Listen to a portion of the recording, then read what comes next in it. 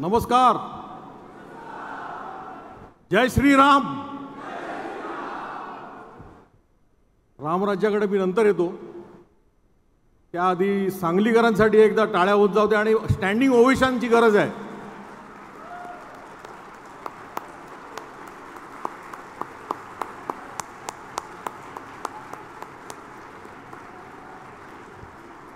क्या बात है. Fantastic performance. आणि आज पहिलाच दिवस आहे, उद्याचा दिवस तर अजून आहे बाकी.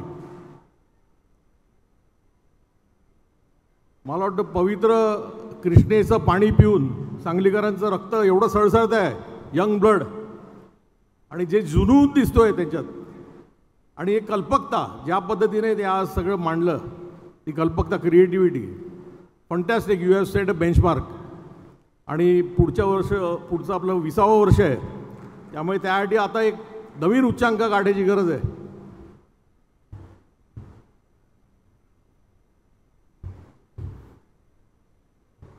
सर्व सिटीज, पुणे, नाशिक, कोल्हापूर, सांगली, संभाजीनगर आणि बाकी शहरं, तुमचा परफॉर्मन्स पण अतिशय सुंदर होता. त्यांच्यासाठी एकदा टाळ्या होऊन जाऊ दे.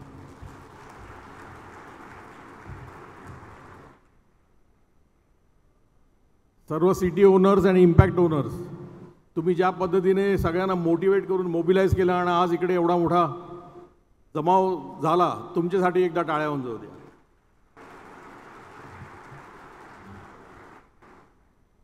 And finally the award winners, त्यांच्यासाठी टाळ्या व्हायला पाहिजेत की नाही?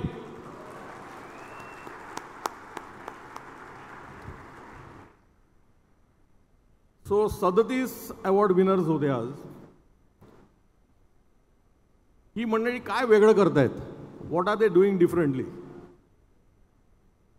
मला वाटतं TLCचे 6 लिव्हर्स जे आहेत आपले, leadership, people, strategy, sales and marketing, world class processes, finance, हे ते जगतायत आणि त्याचे परिणाम आज आपल्याला दिसत आहेत.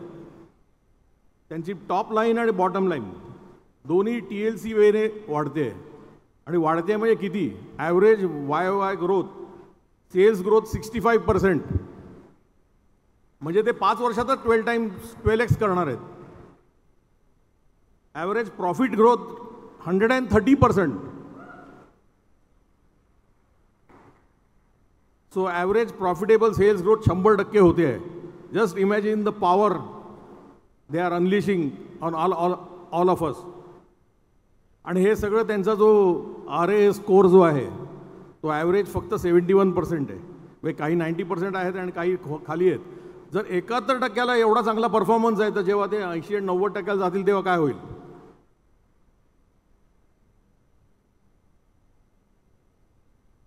आणि सरप्रायझिंग गोष्ट होती की अशी आहे की 85% of the award winners are first generation entrepreneurs. म्हणजे त्यांना रेडीमेड काही मिळालेलं नाही आहे. इनफॅक्ट जे सेकंड जनरेशन एंटरप्रेन्योर्स आहेत ते पण प्रॅक्टिकली फर्स्ट जनरेशन एंटरप्रेन्योर्सच आहेत. कारण त्यांना जेव्हा बिझनेस मिळाला तेव्हा 1 किंवा 2 कोटीचा होता आणि आज त्यांनी 30 टाइम्स 40 टाइम्स केलेला आहे. त्यामुळे ते सुद्धा फर्स्ट जनरेशनच आहेत. फॅमिली बिझनेसवरनं आठवलं, माझा एक मित्र आहे आणि गेली 40 वर्ष बिझनेसमध्ये आहे तो, माझ्यासारखाच. ही जॉईंट इज फॅमिली बिझनेस आणि ते 4 भावंडं होती. फॅमिली बिझनेस जॉईन केलं, 4घंही भावंड बिझनेसमध्ये आली. मग त्यांची लग्न झाली आणि प्रॉब्लेम सुरू झाले. तो मोठा भाऊ जो माझा मित्र आहे त्यांनी वडिलांना सांगितलं की I want to leave the family business and I want to start something on my own. त्यांनी स्वतःचं काहीतरी सुरू करायचं ठरवलं आणि मला एकही पैसा नको, मी स्वतःहून माझ्या शक्तीने बिझनेस करीन. And today you are happy to know that he is 10 times bigger than the family business. हे कसं झालं? How did this happen? So मला त्या माणसामध्ये राम दिसतो. RAM, राम. राम म्हणजे R for role model, A for action leader आणि M for master.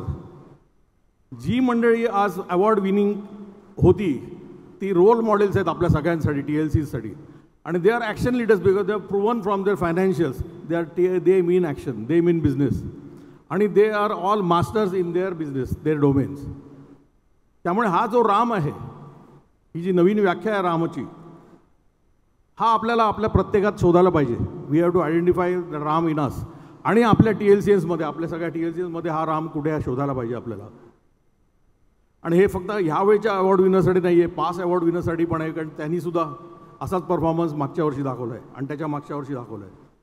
So रामाचे RAM रामाचे काय ॲट्रिब्यूट्स काय आहेत? म्हणजे सर्वप्रथम commitment.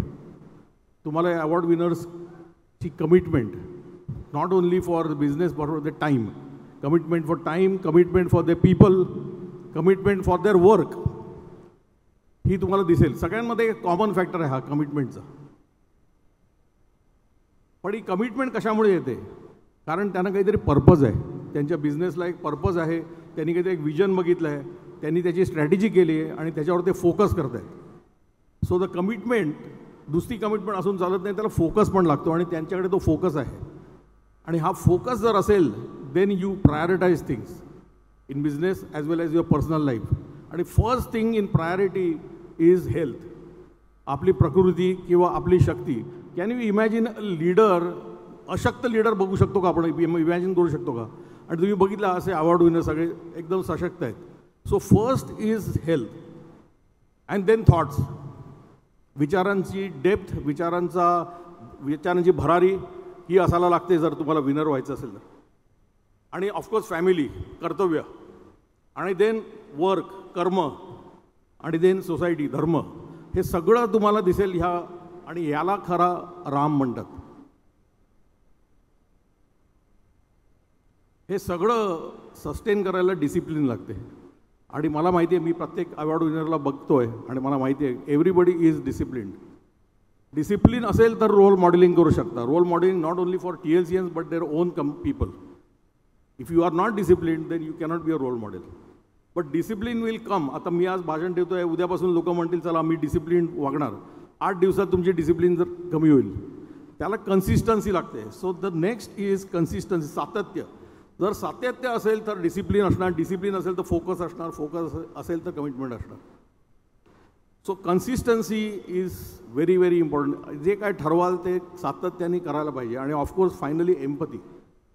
How empathetic we are with our people, with our colleagues, with society. आणि आज TLC पूर्ण एम्पथीवर चालली आहे. आपल्याला माहिती आहे विनामूल्य आहे सगळं हे. पण आपण when we look at our colleagues, our co industrialist with empathy, we want to give back. So that is how TLC is running for last 19 years. Ram Mandir झालं, लोक जाऊन आली तिथे. हा पॉलिटिकल मूव होता का रिलिजियस मूव आहे का नॅशनलिस्टिक फॉरवर आहे माहीत नाही मला. पण देऊळ बांधलं म्हणजे देश बांधला जातो का? नाही. देऊळ बांधाल, तिथे जाऊन पूजा पण कराल, पण देशाचा विकास व्हायचा असेल तर अजून काहीतरी करायला लागेल. माझ्या नाशिकमध्ये तर अनेक रामाची देवळं आहेत. गोरा राम, काळा राम, पंचधातूचा राम. असे जर देवळांनी शहरं किंवा देश मोठे झाले असते तर आज नाशिक वर्ल्ड क्लास असतं already. So what is it that we need to learn from this Ram Mandir? हे राम मंदिर किंवा कुठचंही मंदिर, it should be seen as a symbol of excellence, centre of excellence सारखं बघायला पाहिजे. तुम्ही देवळं बघा किती सुबक असतात. सगळं त्याच्यात जे काय तुम्ही बघाल ते एक्सलंट असतं. त्याचं कोरीव काम, त्याचा गाभा, इवन तिथे जाऊन बसलात तर तुम्हाला बरं वाटतं, कारण इट एक्झिब्युट्स एक्सलन्स. सो हा एक्सलन्स जो आहे, सेंटर ऑफ एक्सलन्स, हा आपण आपल्या बिझनेसेसमध्ये आणू शकतो का? आपल्या फॅक्टरीजला आणू शकतो का? That is the challenge. So या राम मंदिरामधनं आपण मोटिवेशन जे घ्यायला पाहिजे ते आपल्या बिझनेसला आणि आपल्या फॅक्टरीला कसं आपण एक्सलंट करू शकू याचा विचार करायला पाहिजे.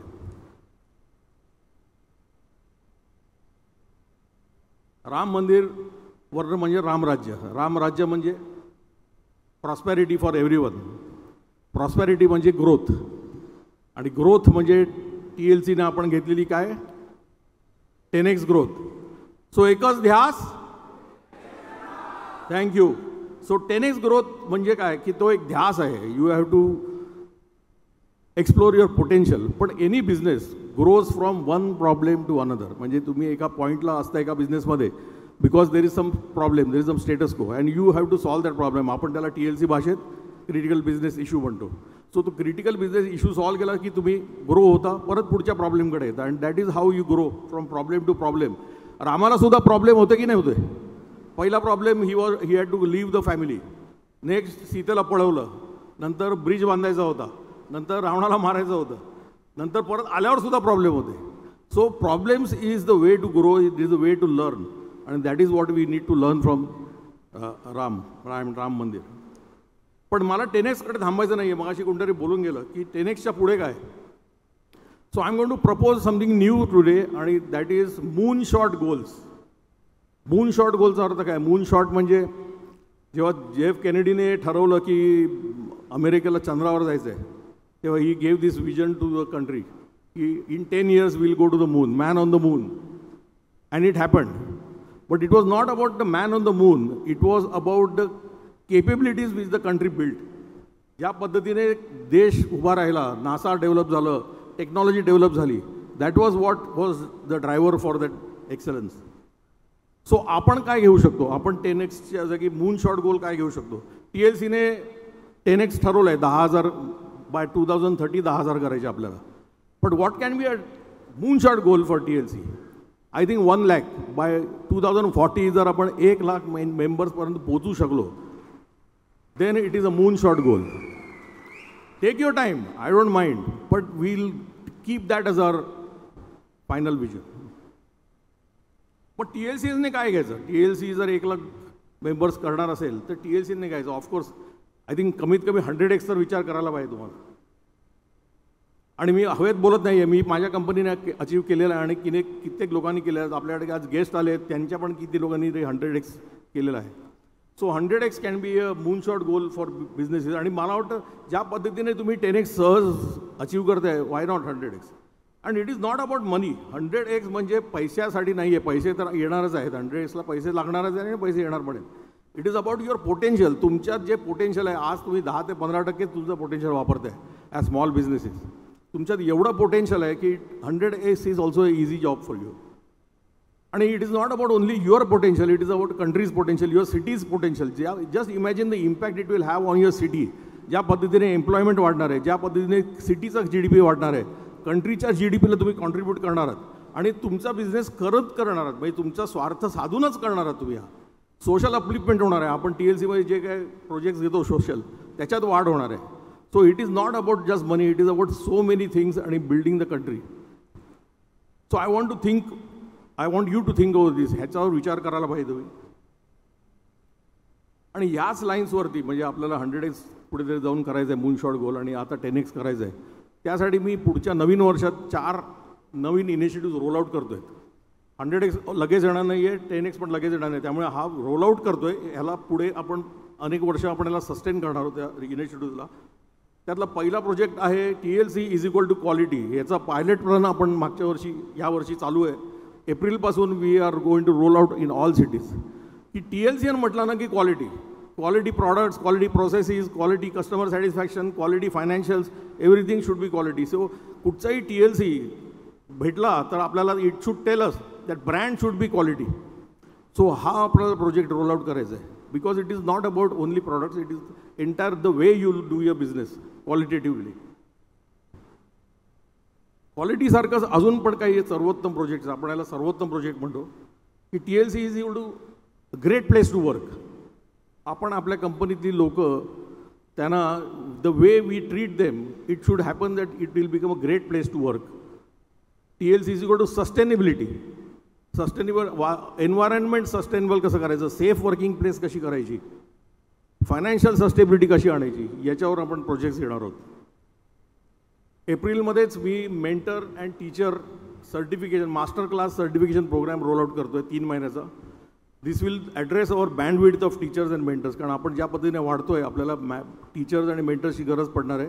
And so this master class of 3 months मी पर्सनली घेणार आहे. And it will be there every year. दुसरं मगाशी मी म्हणालो तसं की business is grow from one problem to another. So as leaders we should be very good at problem solving. So problem सॉल्विंगवर एक मास्टर क्लास असणार आहे. For it is voluntary of course. Those who feel that they need some help will have this master class on problem solving.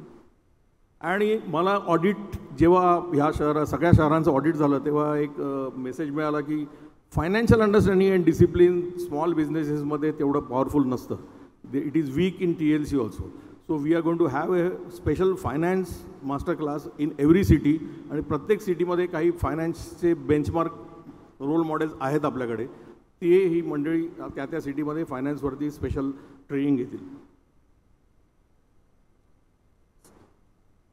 37 awards यावर्षी होते. I hope पुढच्या वर्षी more than 60 awards असतील. कारण अवॉर्ड आपण काय फर्स्ट सेकंड थर्ड असं देत नाही आहे. आपण गोल्ड सिल्वर ब्रॉन्झ देतो आहे. त्यामुळे जितके जास्त अवॉर्ड तितकं it is an indicator that we are doing well, that TLC is adding value to your businesses. So more the awards more the better it is. पुढच्या वर्षी 20 वर्ष होतील TLCला आणि आपल्याला काहीतरी स्पेशल करायला लागणार आहे. So I am going to put all the city owners together to put their heads and decide की पुढचं वर्ष कसं करायचं. And it is not going to be a city thing celebration. It is going to be a celebration for the entire Maharashtra. So thank you once again Sangli हे host केल्याबद्दल. आणि खूपच मजा आली. I think I should stop here. आणि की उद्याचा दिवस I am looking forward to tomorrow's day. उद्या महाबोध आणि विजयपथ असणार आहे. आणि it's going to be very interesting and hectic day. Thank you. All the best.